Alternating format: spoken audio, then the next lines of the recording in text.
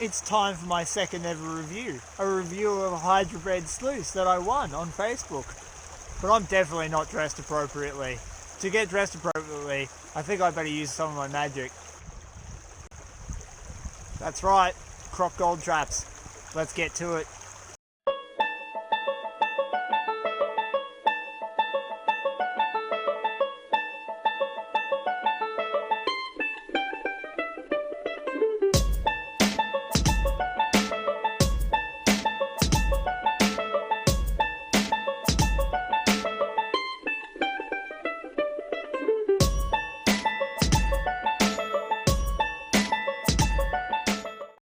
G'day guys, Chris here from Vo-Gus Prospecting.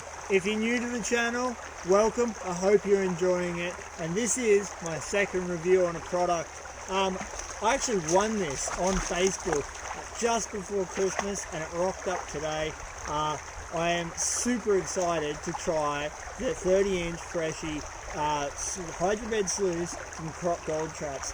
I've never used a hydrobed sluice before. That's a tongue twister, isn't it? Hydrobed sluice. I've never used one before, and after doing extensive research over the last couple of weeks waiting for it to arrive, I'm very excited to show you guys how these things work and give you my opinion on them.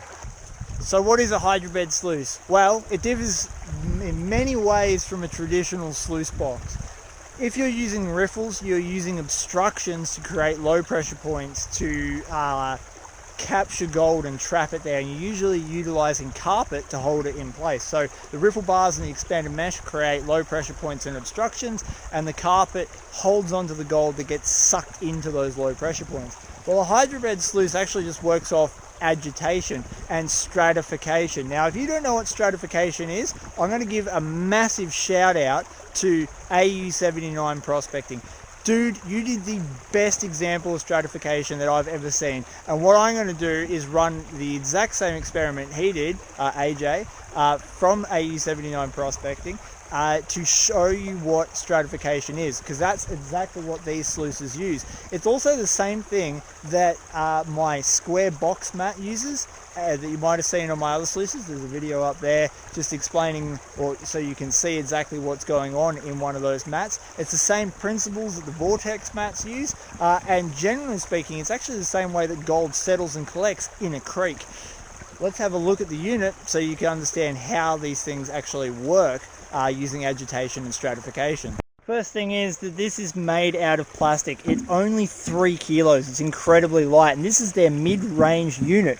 And the thing I like about the mid-range unit is that if I bought the smaller one, and if you're like me, you might be into ultralight hiking or hiking and camping in general, and the smaller one will weigh less than the 3 kilos this weighs. So this is already very light for a sluice box, which means that it would be great for backpackers. Absolutely fantastic. Don't take up much room, and you'd have a high power unit to process dirt. So the plastic construction is great. The only thing I am concerned about is it is plastic, and I give my equipment hell. Like I move a lot of dirt, and I'm out here prospecting most days. So when you think about it, can this hold up to the same as a metal sluice? Only time will tell. I'm going to give this thing hell over the next few months, and I'll obviously let you know. That's my only major concern about the plastic construction. However, fantastic for weight, absolutely brilliant. Now, how these things work is obviously you've got to have a little bit of water to run them. Under here is a channel that is going to force water into it to a couple of pipes down there, and the pipes open up down into here, which is your capture chamber. Now they allow water to go into the material that's collecting off your sluice bed and make it bubble. And as it bubbles, it forces heavy things to the bottom, and it forces the light things to float to the top. And as more heavy things drop into the sluice, it knocks more of the lighter stuff out. Given gold is probably the heaviest thing you're going to come across in any creek system, the gold's going to go straight to the bottom. A lot of people worry about black sand. After watching many YouTube videos, after doing a lot of reading and having the experience with my square cell mats, I don't believe that black sand's going to clog it up, because as long as you have that agitation running, then it's going to keep self-clearing. It's got grizzly bars, which means that you do not have to classify, speeding up the process and allowing you to work more dirt at once. That is a really good feature, I think. Now, we're going to run a little bit over setup. This will be the first time I've ever set this up, so wish me luck.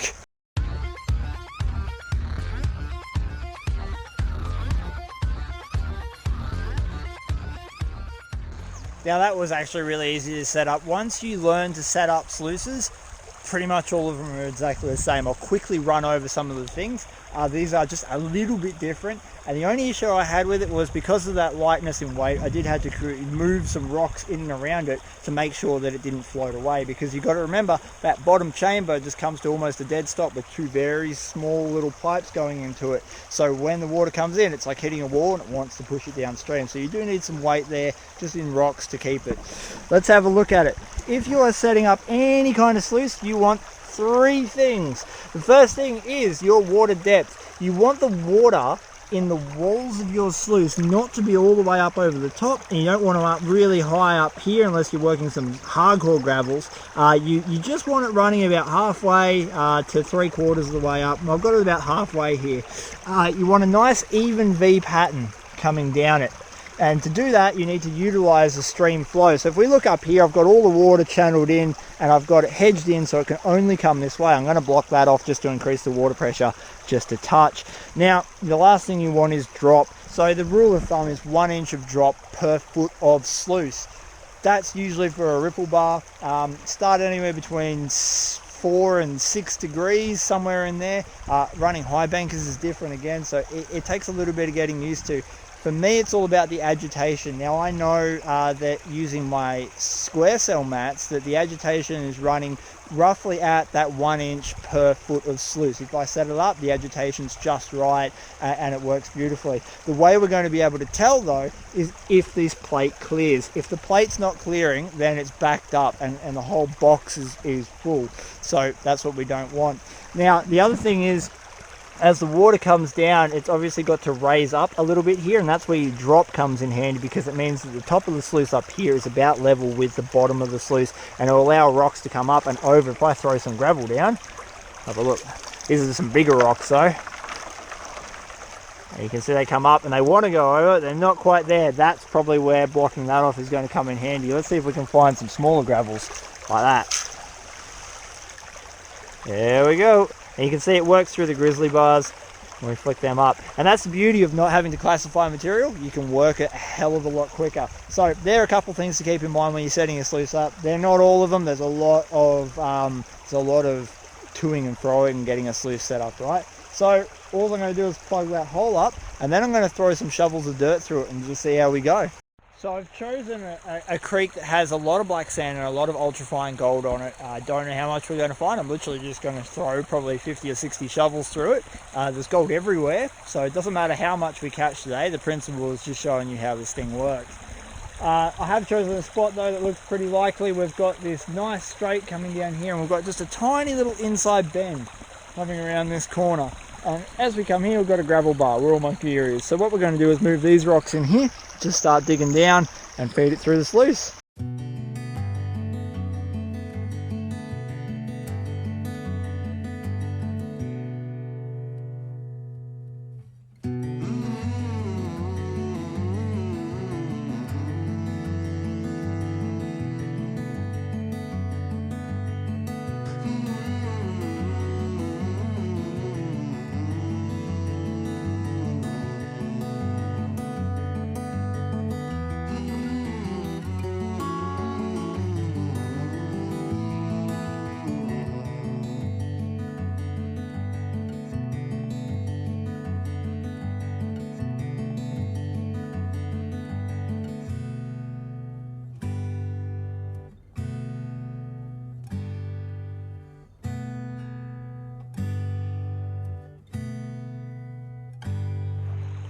Now I have taken the Croc Gold Trap to one of the most destructive creeks I've ever prospected on.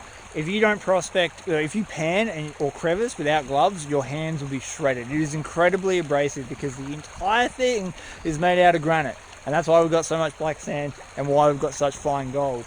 The granite breaks apart into chunks, and the chunks are very hard to deal with for any sluice. So on video, you're probably thinking, he's still having to clear it with his hand. Well, yeah, I would have to do that anyway if I was using any other kind of sluice, excluding a high banker.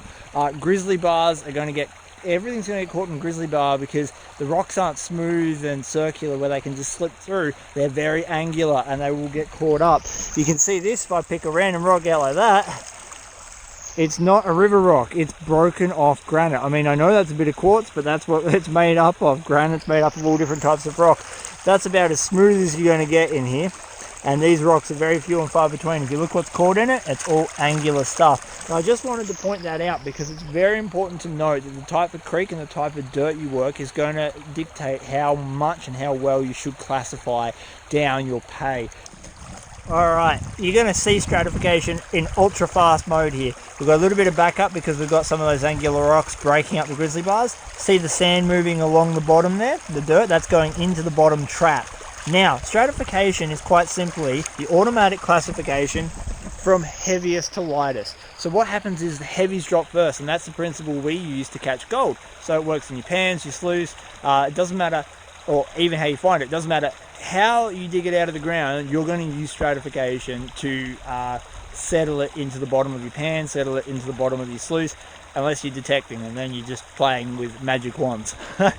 So, this sluice is working off that principle. It's utilizing the heaviness of gold to drag the gold along the bottom of the sluice bed and fall into that box. Then it's utilizing its heaviness once again to stay on the bottom as the pipes underneath agitate all of the dirt. It's so heavy that it literally just sits there, and people underestimate how heavy gold is. Imagine this, if you had a blob of gold this big, it would be amazing, but you would need a rock 19 times the size of it to weigh exactly the same. 19 times. That's like going from that to a boulder half the size of a car.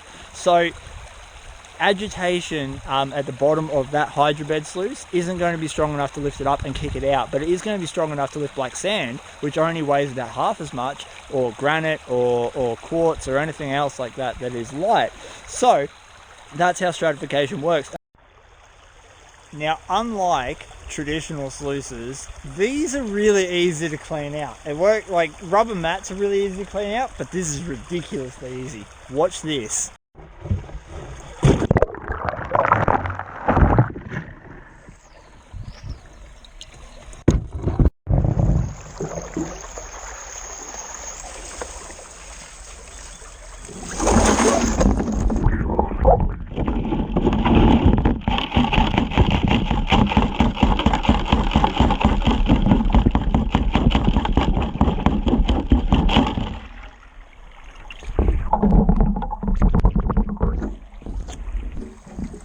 Empty. Now this time I actually counted and I ran 20 shovels, which is about 6 pans worth, but it was pans worth of that clay, that pipe clay. So there should be some gold in this. And we're expecting once again to see some heavies. So we really want to see not fine black sand, but we want to see really chunky, coarse black sand, because that's what should have been kept over the light stuff. Yeah, look at that. Look how chunky that stuff is. Alright. I can't believe how coarse that black sand is. Your sluice mat, normally you'll get a nice mix. I'll put some more water in there, Chris. Your sluice mat, you'd normally get a bit of a mix, but this, you just seem to catch the coarse stuff, and it makes sense because it's kicking all the light stuff out constantly. There, look at that, gold. We got gold. Maiden voyage, got gold. So not bad.